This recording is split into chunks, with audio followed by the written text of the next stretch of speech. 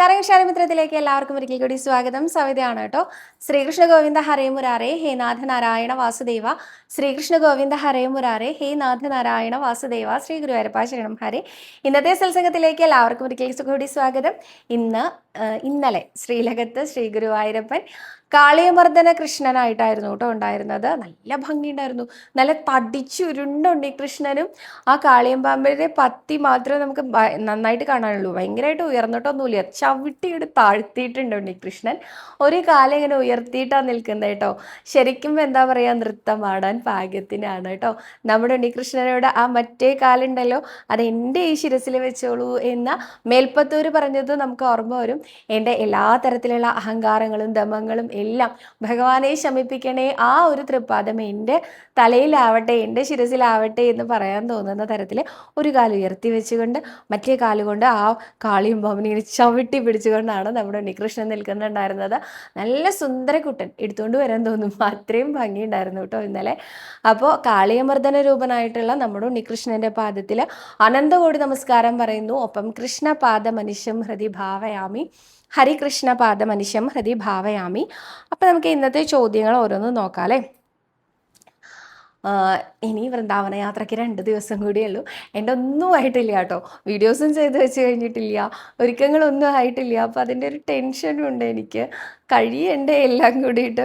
ഗുരുവായൂരപ്പനെ കൂട്ടുപിടിച്ചിട്ടുണ്ട്, വേഗം വന്ന് ശരിയാക്കി തരണേ എല്ലാം എന്ന്, ഒത്തിരി എനർജറ്റിക് ആയിട്ടെല്ലാം ചെയ്യാൻ പറ്റണേന്ന്. അതിൻ്റെ ഇടയിൽ വന്നൊരു പനിയും ജലദോഷവും ഒക്കെയാണ് ഇത്രയും കൊളാക്കിയതെന്ന് തോന്നുന്നു അല്ലേ. അപ്പം എന്തായാലും അതിൻ്റെ വിശേഷങ്ങളൊക്കെ പറയാം കേട്ടോ. അതിന് മുമ്പായിട്ട് എനിക്കൊരു ലൈവിൽ വരണമെന്നൊക്കെ ആഗ്രഹമുണ്ട്, നടക്കുമെന്ന് അറിയില്ല. ആദ്യത്തെ ചോദ്യം ലതിക പ്രദീപ് എന്ന ഭക്തയാണ് ചോദിച്ചിരിക്കുന്നത്. വെള്ളിനൂൽ എവിടെയാണ് സമർപ്പിക്കേണ്ടത്, സവിത പറഞ്ഞു തരുമോ എന്ന്. വെള്ളിനൂല് നമുക്ക് മണ്ഡപത്തിൽ സമർപ്പിക്കാം, ഗുരുവായൂരപ്പനെ കാണിച്ചുകൊണ്ട് നമുക്ക് മണ്ഡപത്തിൽ സമർപ്പിക്കാം. അപ്പം തന്നെ എടുത്ത് ഭണ്ഡാരത്തിലിടാനായിട്ട് അവർ പറയാറുണ്ട് കേട്ടോ. അപ്പോൾ അങ്ങനെ ഭണ്ഡാരത്തിലിടാൻ പറഞ്ഞാൽ അങ്ങനെ ചെയ്യാം, അതല്ലെങ്കിൽ നമുക്കവിടെ സമർപ്പിക്കാം കേട്ടോ. അതിനങ്ങനെ പ്രത്യേകിച്ച് വേറെ ഒന്നുമില്ല. ഗുരുവായൂരപ്പനെ അറിയാലോ നമ്മൾ വെള്ളിനൂല് കൊണ്ടുവന്നിട്ടുണ്ട് എന്നുള്ളത്. സ്വർണ്ണമാണെങ്കിൽ അകത്തേക്ക് ചാർത്താൻ എടുക്കാറുണ്ട്, വെള്ളി ചാർത്താൻ എടുക്കാറുണ്ടായിരുന്നില്ല. ഇനി ഇപ്പം എടുക്കണ്ടോ ചോദിച്ചാൽ എനിക്കറിയില്ല കേട്ടോ. ചാർത്തുക എന്ന് പറഞ്ഞാൽ നമുക്ക് ജസ്റ്റ് ഒന്ന് ഭഗവാന്റെ വിഗ്രഹത്തിൽ തൊടിയിച്ച് കാണിക്കാറുണ്ട് കേട്ടോ, അത്രേ ഉള്ളൂ. അടുത്തതായിട്ട് വള്ളിക്കുട്ടൻ എന്നാണ് ID കാണാനുള്ളത്. പറഞ്ഞിരിക്കുന്നത് സവിത നമസ്കാരം, ഈ 14-ാം തീയതി ഫെബ്രുവരി 14-ാം തീയതി എൻ്റെ മോളുടെ അരങ്ങേറ്റമാണ് ശ്രീ ഗുരുവായൂരപ്പൻ്റെ നടയിൽ. സവിത വരണം, പ്രാർത്ഥിക്കണം, ഹരേ ഗുരുവായൂരപ്പ. തീർച്ചയായിട്ടും പ്രാർത്ഥിക്കാം കേട്ടോ. വരാൻ നിവർത്തിയില്ല, ഞാൻ വൃന്ദാവന യാത്രയിലായിരിക്കും. ഞാൻ 17-ാം തീയതി തിരിച്ചെത്തുള്ളൂ കേട്ടോ. അപ്പോൾ അതുകൊണ്ട് 14-ാം തീയതിയാണ് അരങ്ങേറ്റുന്നില്ല. എൻ്റെ എല്ലാവിധ പ്രാർത്ഥനകളും ഉണ്ടാവും, മോളോട് പറയണം കേട്ടോ പ്രത്യേകിച്ച്. അടുത്തതായിട്ട് ഷൈനി വി എന്ന ഭക്തയാണ് ചോദിച്ചിരിക്കുന്നത്. കൃഷ്ണന് സമർപ്പിക്കേണ്ട സാധനങ്ങൾ ഉള്ളിലെ നടയിലാണോ വെക്കേണ്ടത്? അതായത് നാമം എഴുതിയ ബുക്സ്, ചേന, ശംഖ്, വെള്ളം, നെല്ലിക്ക, ഇതിൽ പറഞ്ഞതും പറയാത്തതും എക്സിട്ര എക്സിട്ര എക്സിട്ര, നാമം എഴുതിയ മാല ഒക്കെ എവിടെയാണ് സമർപ്പിക്കേണ്ടത്? മറുപടി പറയുമോ? എല്ലാം കൃഷ്ണൻ്റെ നടയിൽ ഉള്ളിലാണോ സമർപ്പിക്കേണ്ടത്? നാലമ്പലത്തിനകത്തേക്ക് പ്രവേശിക്കുന്ന സമയമാണെങ്കിൽ ഉള്ളിലെ മണ്ഡപത്തിൽ ഇടതുവശത്തായിട്ട് ഒരു മഞ്ഞ പട്ട് വിരിച്ചിട്ടുണ്ടാവും, അവിടെയാണ് സമർപ്പണം, അവിടെ സമർപ്പിക്കാം. അതല്ല നമ്മൾ നാലമ്പലത്തിനകത്തേക്ക് പ്രവേശിക്കുന്നില്ല, ക്യൂ സംവിധാനമൊക്കെ വളരെ നീണ്ടുപോയിരിക്കുകയാണ്, അപ്പോൾ നമുക്ക് വേഗം പോകണം, അങ്ങനെ എന്തെങ്കിലുമൊക്കെ ഉണ്ടെങ്കിൽ നമ്മൾ ചുറ്റമ്പലത്തിൻ്റെ അകത്ത് കൊടിമരത്തിൻ്റെ ചോടയുള്ള ഭണ്ഡാരത്തിൻ്റെ മുകളിൽ ഇതെല്ലാം സമർപ്പിക്കാം. ഇനി ഇതിൽ നാമം എഴുതിയ മാലയൊക്കെ എന്താ ചെയ്യേണ്ടത് ചോദിച്ചിട്ടുണ്ട്. മാല, ഗുരുവായൂർ ക്ഷേത്രത്തിൽ അനേകം കൃഷ്ണ വിഗ്രഹങ്ങളുണ്ട്, അതായത് കൃഷ്ണശില്പങ്ങളുണ്ട്, തൂണിൽ ഓരോ ശില്പങ്ങളുണ്ട്. ആദ്യം പറയുകയാണെങ്കിൽ ചുറ്റമ്പലത്തിനകത്തേക്ക് പ്രവേശിച്ച് നമ്മൾ പ്രദക്ഷിണം വെക്കുന്ന സമയത്ത് ഫ്ലൈ ഓവറിൻ്റെ താഴെയായിട്ട് ഒരു ഉണ്ണികൃഷ്ണനുണ്ട് കേട്ടോ, വെണ്ണകൃഷ്ണനുണ്ട്. ഒരു കയ്യിൽ വെണ്ണയും ഒരു കയ്യിൽ ഓടക്കുലൊക്കെ പിടിച്ച് പട്ടുകോണക്കൊക്കെ എടുത്ത് ഉഷപൂജാകൃഷ്ണനായിട്ട് നിൽക്കുന്ന ഒരു കുഞ്ഞികൃഷ്ണനുണ്ട്.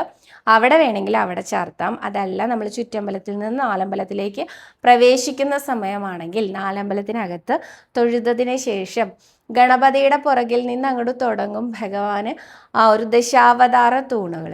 ഈ ദശാവതാര തൂണിങ്ങനെ പോയിട്ട് 9ാമത്തെ തൂണിലെത്തുന്ന സമയത്ത് പൊന്നോടക്കുഴൽ പിടിച്ച് നിൽക്കുന്ന പൊന്നുണ്ണികൃഷ്ണനെ കാണാൻ സാധിക്കും. അപ്പോൾ നമുക്ക് അവിടെ ചാർത്താം കേട്ടോ.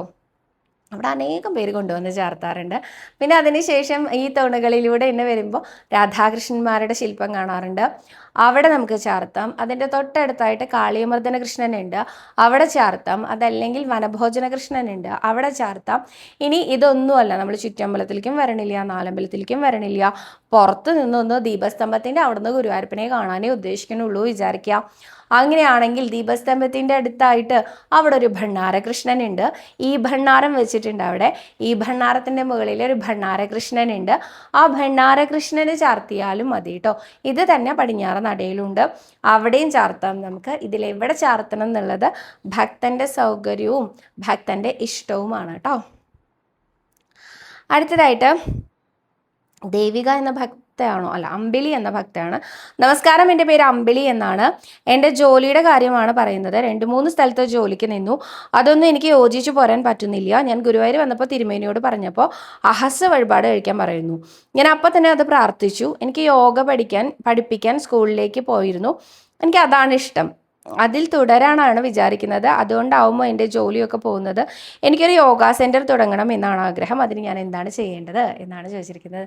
ധൈര്യമായിട്ട് യോഗ സെൻറ്റർ തുടങ്ങുന്നതിന് മുൻപ് ഗുരുവായൂരപ്പനോട് പറയുക, എനിക്ക് ഇങ്ങനൊരു ആഗ്രഹമുണ്ട്, യോഗ സെൻറ്റർ തുടങ്ങണം എന്നാണ് എൻ്റെ ആഗ്രഹം, യോഗ ടീച്ചർ ആവണം എന്നാണ് എൻ്റെ മോഹം, ഗുരുവായൂരപ്പനെ ഞാൻ എൻ്റെ ഗുരുവായിട്ട് കണ്ടിട്ട് ഇത് തുടങ്ങുകയാണ് എന്ന് പറഞ്ഞുകൊണ്ട് ഗുരുവായൂരപ്പനെ കൂടെ കൂട്ടി തൊഴുത് നമസ്കരിച്ച് അഹസ് വഴിപാട് ചെയ്തതിന് ശേഷം തുടങ്ങിക്കോളൂ കേട്ടോ.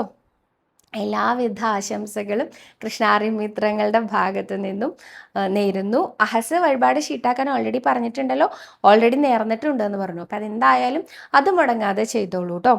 അടുത്തതായിട്ട് സുമ എസ് എന്ന ഭക്തയാണ്. കുറേ തവണയായി ചോദിക്കുന്നു, ഒരു ആൻസറും തന്നില്ല. ഫെബ്രുവരി മാർച്ച് മാസങ്ങളിലെ കൃഷ്ണനാട്ടം കളിയിലെ കാളിയമർദ്ദന കൃഷ്ണനാട്ടം കളി എന്നൊക്കെയാണ് വരുന്നത് എന്നാണ് ചോദ്യം.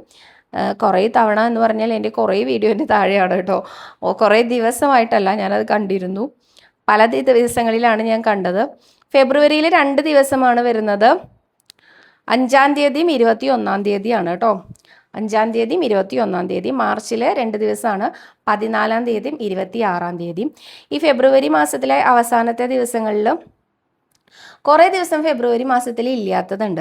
6-ാം തീയതി ദേവസ്വം താലപ്പൊലിയാണ്, 15-ാം തീയതി ശിവരാത്രിയാണ്, 26-ാം തീയതി തത്വകലശാണ്, 27-ാം തീയതി സഹസ്രകലശാണ്, 28-ാം തീയതി ഉത്സവം ആരംഭിക്കുകയാണ്. അപ്പോൾ അതുകൊണ്ട് തന്നെ കുറേ ദിവസങ്ങളിൽ മുടക്കം വരുന്നത് കൊണ്ട് ഫെബ്രുവരിയിൽ കുറച്ച് ദിവസങ്ങളിൽ കൃഷ്ണനാട്ടം കളി ഉള്ളൂ. ഓൾറെഡി 28 ദിവസമേ ഉള്ളൂല്ലോ, അതിലാണ് ഇത്രയും മുടക്കവും വന്നിരിക്കുന്നത്. അപ്പോൾ 5-ാം തീയതി 21-ാം തീയതി മാത്രമേ ഉള്ളൂ. മാർച്ചിലാണെങ്കിൽ 1-ാം തീയതി തൊട്ട് 9-ാം തീയതി വരെയും ഉത്സവമാണ്, അപ്പോൾ ഉത്സവകാലത്ത് ഉണ്ടാവില്ല.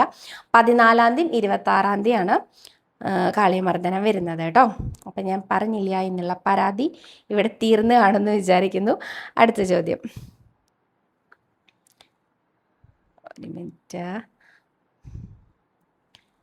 ഓക്കെ,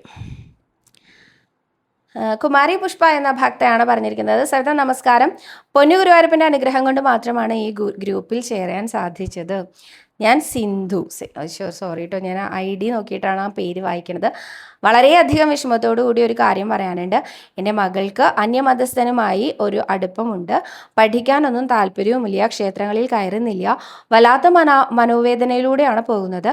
എൻ്റെ ഭർത്താവ് മരണപ്പെട്ടു പോയി, എന്തെങ്കിലും ഒരു വഴി പറഞ്ഞു തരുമോ? എൻ്റെ മകൾ എന്നിൽ നിന്ന് അകന്നു പോകുന്നത് പോലെ തോന്നുന്നു. ഞാൻ ഇന്നും നാമം ചൊല്ലാറുണ്ട്. കന്യകമാരുടെ ശ്രേയസ്സിനായിട്ടാണ് രാസക്രീഡ എന്ന കൃഷ്ണനാട്ടം കളി ഇവിടെ നടത്തുന്നത്. തീർച്ചയായിട്ടും അത് നേരൂ, സാധിക്കുന്ന പോലെ രാസക്രീഡ ചെയ്തേക്കാം എന്ന് പറയൂ. ഒപ്പം സ്വയംവരം കൃഷ്ണനാട്ടം കളിയും കൂടി ഷീട്ടാക്കാൻ നേരൂ കേട്ടോ. ഇതും എന്താ പറയുക, നല്ല ഒരു ബന്ധം വരാൻ വേണ്ടിയിട്ടാണ്. ആ കുട്ടിക്ക് ഏറ്റവും നല്ലതായിട്ടുള്ള, അനുയോജ്യനായിട്ടുള്ള, അനുകൂലനായിട്ടുള്ള ഒരു ഭർത്താവ് ഉണ്ടാവാൻ വേണ്ടിയിട്ട് സ്വയംവരം കൃഷ്ണനാട്ടം കളിയും കൂടി നേരൂ. ഒപ്പം ഈ അമ്മ നാരായണീയം അറിയില്ല എന്നുള്ള ഒരു എക്സ്ക്യൂസും പറയരുത്. നാരായണീയത്തിലെ 65-ാമത്തെ ദശകം മുതൽ 69-ാമത്തെ ദശകം വരെയുള്ള ഭാഗങ്ങൾ എല്ലാ ദിവസവും ചൊല്ലി നമസ്കരിക്കൂ കേട്ടോ. ആ കുട്ടിയുടെ എല്ലാ തരത്തിലുള്ള ശ്രേയസ്സിന് വേണ്ടി അല്ലെങ്കിൽ ഒരു ദുഷ്പേര് വരാതിരിക്കാൻ, വഴി തെറ്റിപ്പോവാതിരിക്കാൻ വേണ്ടിയിട്ട് 65-ാമത്തെ ദശകം മുതൽ 69-ാമത്തെ ദശകം വരെ തീർച്ചയായിട്ടും ചൊല്ലി നമസ്കരിക്കൂ. ഞാനിവിടെ പറയുന്ന എല്ലാ കാര്യങ്ങളും ഉണ്ടല്ലോ, ഒരു 99% എൻ്റെ അനുഭവങ്ങൾ തന്നെയാണ് പറയുന്നത് കേട്ടോ. കന്യകയായിരിക്കുമ്പോൾ ഒരു തരത്തിലുള്ള ദുഷ്പേരും വരാതിരിക്കാനും ഇതുപോലുള്ള ഒന്നും തോന്നാതിരിക്കാനും ഞാനും ഇത് പണ്ട് കാലത്ത് ചൊല്ലിയിട്ടുണ്ടായിരുന്നു കേട്ടോ. അപ്പോൾ നമുക്ക് നമ്മുടെ ശ്രേയസ്സിന് എന്ന് പറഞ്ഞ് എൻ്റെ അമ്മയ്ക്ക് അറിയില്ല നാരായണീയം ബൈ ഹാർട്ടായിട്ടോ അല്ലെങ്കിൽ നാരായണീയം ചൊല്ലാനോ ഒന്നും പറ്റിയ സാഹചര്യമായിരുന്നില്ല. പക്ഷെ എൻ്റെ അമ്മ കാരണം കേട്ടോ ഞാൻ നാരായണീയം പഠിച്ചത്. അപ്പോൾ എൻ്റെ അമ്മ പറഞ്ഞിട്ട് തന്നെയാണ് ഞാനും ഇത് ചെയ്തിട്ടുണ്ടായിരുന്നു. അപ്പോൾ എൻ്റെ അനുഭവങ്ങളാണ് ഞാൻ നിങ്ങളോട് പറയുന്നത്. തീർച്ചയായിട്ടും ഇതിനൊരു ഫലം കാണാതിരിക്കില്ല കേട്ടോ. അടുത്തതായിട്ട് സൗപർണിക എന്ന ഭക്തയാണ് പറഞ്ഞിരിക്കുന്നത്. സവിത പറ നിറയ്ക്കുന്ന കാര്യം പറഞ്ഞപ്പോൾ ഒരു സംശയം വന്നു. ക്ഷേത്രങ്ങളിൽ നമ്മൾ പറ നിറയ്ക്കുന്ന ഷീട്ടാക്കാറുണ്ട്, നെല്ല്, മലര് തുടങ്ങിയ. എന്നാൽ ഇവയ്ക്കുള്ള ഫലസിദ്ധി ഓരോ പറയ്ക്കും ഉള്ളതൊന്ന് പറഞ്ഞു തരുമോ? എനിക്ക് അങ്ങനെ ചോദിച്ചാൽ അറിയില്ല കേട്ടോ. നെല്ല്, മലര്, പൂവ്, കുങ്കുമം, മഞ്ഞൾ, ഇങ്ങനെ അനേകം തരത്തിലാണ് ഭഗവതിക്ക്. ശർക്കര, ഓരോ ക്ഷേത്രത്തിലും ഓരോ ദ്രവ്യത്തിന് അധികം പ്രാധാന്യം കൽപ്പിച്ച് കാണാറുണ്ട് കേട്ടോ. ഇന്ന കാര്യത്തിന് ഇന്ന പറ ഷീട്ടാക്കിക്കോളൂ എന്ന്. അത് ഓരോ ക്ഷേത്രങ്ങൾക്കനുസരിച്ച് വ്യത്യാസപ്പെടാറുണ്ട്. ഗുരുവായൂർ ക്ഷേത്രത്തിൽ അങ്ങനെ പറന്നിറക്കുക എന്ന് പറഞ്ഞൊരു വഴിപാടില്ല. ഭഗവതി അമ്മയും ശ്രീ ഗുരുവായൂരപ്പനും ദേശത്തേക്ക് ഇറങ്ങുന്നത്, ഗ്രാമപ്രദക്ഷിണത്തിന് ഇറങ്ങുന്ന സമയത്ത് മാത്രമാണ് ഈ പറ വെച്ച് സ്വീകരിക്കുക എന്നുള്ള ഒരു ചടങ്ങ് നടക്കാറുള്ളത്. അത് ദിവസേന നടക്കുന്നതല്ല. ഭഗവതിക്കും ഭഗവാനും വർഷത്തിൽ 2 ദിവസം മാത്രമാണ് ഈ ഒരു പറ കൊണ്ട് ഭഗവാനെ സ്തുതിക്കുക എന്ന് പറയുന്നത്. ഇത് ഓരോ തരത്തിലാണ് ഓരോ ഭക്തരും നേരാറുള്ളത് കേട്ടോ. നെല്ല് പറയാണ് എൻ്റെ അമ്മ എല്ലാ വർഷവും നിറയ്ക്കാറുള്ളത്. അമ്മയ്ക്ക് ഗുരുവായൂർ വിട്ട് ഒരിക്കലും പോവേണ്ടി വരരുത് എന്നുള്ള കാരണം കൊണ്ടാണ്. അങ്ങനെ നേരാൻ എന്താ കാരണം ചോദിച്ചാൽ, പണ്ട് കാലത്ത് ഞങ്ങൾ എൻ്റെ അച്ഛനെ വേറൊരു ദേശത്തെ ഒരു ചേർപ്പ് എന്ന് പറയുന്ന ദേശത്തെ ചേർപ്പ് ഭഗവതി ക്ഷേത്രത്തിലെ മേൽശാന്തിയായിരുന്നു എൻ്റെ അച്ഛൻ 10 വർഷക്കാലം. അപ്പോൾ 10 വർഷക്കാലം ഞങ്ങൾ ഇവിടുന്ന് മാറി നിൽക്കേണ്ടതായിട്ട് വന്നു. അപ്പോൾ ഇനി ഒരിക്കലും ഇങ്ങനെ മാറി നിൽക്കേണ്ടി വരരുത്, എപ്പോഴും ഗുരുവായൂർ തന്നെ ആയിരിക്കണം എന്നുള്ള മോഹം കണ്ടാണ് അമ്മ നെല്ല് പറ വയ്ക്കുന്നത്. അപ്പോൾ ഓരോരുത്തരും ഓരോ ആഗ്രഹത്തിനാണ് ഓരോ പറ വയ്ക്കുന്നത് ഇവിടെ. എന്നാൽ എല്ലാ ക്ഷേത്രങ്ങളിലും അങ്ങനെ ആയിരിക്കില്ല കേട്ടോ. ഓരോ ക്ഷേത്രത്തിലും അതിൻ്റെതായ പ്രാധാന്യമാണ് ഓരോ ദ്രവ്യത്തിനും കൊടുക്കാറുള്ളത്. അടുത്തതായിട്ട്, ഹായ് സവിത, നമസ്തേ. എൻ്റെ പേര് ദിവ്യ. ഇന്നത്തെ ജനറേഷൻ കുട്ടികളുടെ ഇടയിൽ ഒരു ആൺകുട്ടിക്ക് പെൺകുട്ടിയെ ഇഷ്ടമാണ്, എന്നാൽ തിരിച്ച് ആ പെൺകുട്ടിക്ക് ഇഷ്ടമല്ല. അത് പറയുമ്പോൾ വൈരാഗ്യ ബുദ്ധിയോടുകൂടിയാണ് പിന്നീട് പെരുമാറുക. ഇത് വലിയ ആളുകൾക്കിടയിലും സംഭവിക്കുന്നുണ്ട്. വലിയ പ്രശ്നമൊന്നുമില്ലാതെ ഈ സാഹചര്യം ഒഴിവാക്കാൻ നാരായണീയത്തിലെ ഏതു ഭാഗമാണ് ജപിക്കേണ്ടത്? ഞാൻ പറഞ്ഞ കന്യകമാരുടെ ശ്രേയസ്സിന് രാസക്രീഡ വായിക്കാം. നാരായണ കവച മന്ത്രം ചൊല്ലുന്നത് ഉത്തമമാണ് കേട്ടോ. പുറത്തേക്കൊക്കെ പോകുന്ന കുട്ടികളാവുമ്പോൾ അവർക്ക് ഒരാപത്തും, ഇതെന്നല്ല ഒരു തരത്തിലുള്ള ആപത്തും വരാതെ അവരെ തിരിച്ചെത്തിക്കുക എന്നുള്ള വലിയ ഉത്തരവാദിത്വം അത് നമ്മൾ ഗുരുവായൂരപ്പനെ ഏൽപ്പിക്കുക. നാരായണ കവച മന്ത്രം ചൊല്ലിക്കൊണ്ടേയിരിക്കുക. ആ കുട്ടികളുടെ ശ്രേയസ്സിന് വേണ്ടിയിട്ട്, ആ കുട്ടികൾക്ക് ഒരു തരത്തിലുള്ള ബുദ്ധിമുട്ടും വരാതെ നമ്മുടെ ഉണ്ണികൃഷ്ണൻ കാത്തു രക്ഷിക്കട്ടെ എന്ന് പ്രാർത്ഥിച്ചുകൊണ്ട് നാരായണ കവചം മന്ത്രം ചൊല്ലിക്കോളൂ കേട്ടോ. നാരായണ കവചം എന്താണെന്ന് അറിയാത്ത ആളുകളോട് നാരായണ കവചം എന്ന് പറഞ്ഞ പുസ്തകം തന്നെ നമുക്ക് വാങ്ങാൻ കിട്ടും. ഇത് ഭാഗവതത്തിലെ, ശ്രീമദ് ഭാഗവതത്തിലെ 6-ാമത്തെ സ്കന്ധത്തിലെ ഒരു അധ്യായമാണ്. 43ഓളം ശ്ലോകങ്ങൾ അടങ്ങിയിട്ടുള്ള നാരായണ കവച മന്ത്രം പല യൂട്യൂബേഴ്സ് യൂട്യൂബിൽ ഇട്ടിട്ടായിട്ടും കാണാൻ പറ്റും. അല്ലെങ്കിൽ ഗൂഗിളിൽ സെർച്ച് ചെയ്താൽ PDF ഫോർമാറ്റിൽ നമുക്ക് ഡൗൺലോഡ് ചെയ്തെടുക്കാൻ പറ്റും. ഇതൊന്നും അല്ലെങ്കിൽ നാരായണ കവചത്തിൻ്റെ തന്നെ ഒരു ചെറിയ പുസ്തകമായിട്ടും നമുക്ക് വാങ്ങാൻ കിട്ടും കേട്ടോ. അടുത്തതായിട്ട്, സിന്ധു പി എന്ന ഭക്തയാണ് പറഞ്ഞിരിക്കുന്നത്. എൻ്റെ മകൻ എന്നെ ശത്രുവായി കാണുന്നു, പരിഹാരം എന്താണ് എന്നാണ് ചോദിച്ചിരിക്കുന്നത്. നാരായണീയത്തിലെ 38-ാമത്തെ ദശകം ശ്രീകൃഷ്ണ അവതാരമാണ്. അത് ചൊല്ലി നമസ്കരിച്ചോളൂ. ഉണ്ണി കൃഷ്ണ, അങ്ങ് പണ്ട് ആ ദ്വാപരയുഗത്തിൽ ആ ദേവകിക്കും വസുദേവർക്കും പുത്രനായിട്ട് ജനിച്ചില്ലേ? അതിനുശേഷം അങ്ങ് യശോദയ്ക്കും നന്ദഗോപർക്കും പുത്രനായി മാറിയില്ലേ? ആ നന്ദഗോപരും യശോദമ്മയും ആ വ്രജവാസികളെല്ലാം ചേർന്ന് പുത്രജന്മോത്സവം നടത്തിയില്ലേ എന്നൊക്കെ ചോദിച്ചുകൊണ്ട് ഈ നാരായണീയത്തിലെ 37, 38, 39 ദശകങ്ങൾ ചൊല്ലി നമസ്കരിച്ചോളൂ കേട്ടോ. ഈ 3 ദശകങ്ങൾ ചൊല്ലി നമസ്കരിച്ചോളൂ. എന്നിട്ട് ഇതെല്ലാം ചൊല്ലി നമസ്കരിച്ചതിന് ശേഷം ഏറ്റവും അവസാനം പറയണം, എനിക്കും ഉണ്ട് ഒരു പുത്രൻ, അങ്ങ് തന്നതല്ലേ എന്ന് മാത്രം ചോദിച്ചാൽ മതി. ഉണ്ണികൃഷ്ണനെ എല്ലാം മനസ്സിലാവും. എത്രയും പെട്ടെന്ന് അതൊക്കെ നേരെയാക്കി നോക്കിയിട്ട് ശത്രുവിനെ പോലെ കാണുന്ന ആ ഒരു മകൻ അമ്മയെ എന്ന് വിളിച്ചുകൊണ്ട് വരൂ കേട്ടോ.